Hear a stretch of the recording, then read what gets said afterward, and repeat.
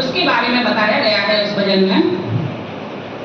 तेरा सत्य चित आनंद रूप कोई कोई जाने रे, तेरा सत्य चित आनंद रूप कोई कोई जाने रे, कोई कोई जाने रे, कोई कोई माने रे, तेरा सत्य चित आनंद रूप कोई कोई जाने रे।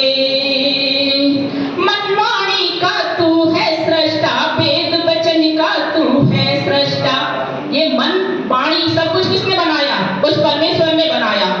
अगर आज हम इस मन के द्वारा, इस मन के अंदर, जो इस शरीर के अंदर जो आत्मा, बड़ो आत्मा परमात्मा हमारे अंदर बैठी हुई है, अगर हम उस परमात्मा को ध्यान में रखते हुए कर्म करते हैं, आत्मा को जानते हुए कर्म करते हैं, तो हम कभी भी कोई भी गलत कार्य, किसी की भी बुराई भलाई करने वाले नहीं होंगे। हम स्वयं को अपने आप को पहले अपने आप को जानते हुए कर्म करेंगे, क्योंकि परमात्मा ने भी यह मन हमें क्यों दिया है, किस लिए दिया है, वाणी हमको क्यों दी है, हम अपनी वाणी को अपवित्र क्यों कर रहे हैं। तो इन चीजों को ध्यान में रखते हुए हम कार्य करेंगे तो परमात्मा के प्रति हमारी श्रद्धा भी होगी, और परमात्मा की जो आत्माएं हैं, मतलब जिन्होंने परमात्मा ने इस संसार में यह शरीर दे करके भेजी हुई है, तो उनके प्रति भी हमारी अगाध श्रद्धा होगी।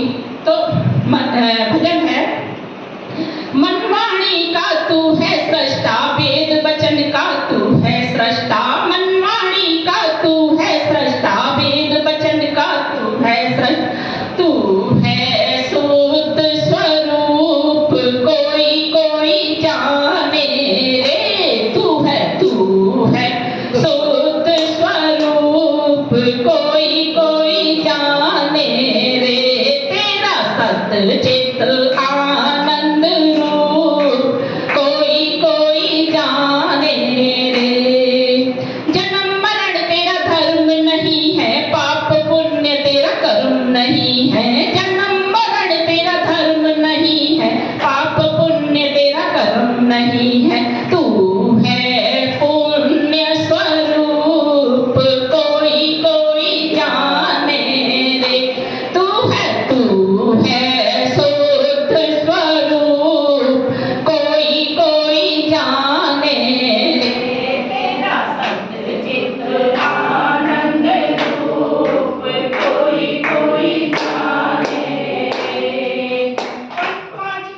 पंच क्लेश से सना नहीं, तू तीन गुणों से बंधा नहीं, पंच क्लेश से बंधा नहीं, तू तीन गुणों से सदा नहीं, तू है साक्षी रूप कोई कोई जाने रे, तू है साक्षी रूप कोई कोई जाने रे।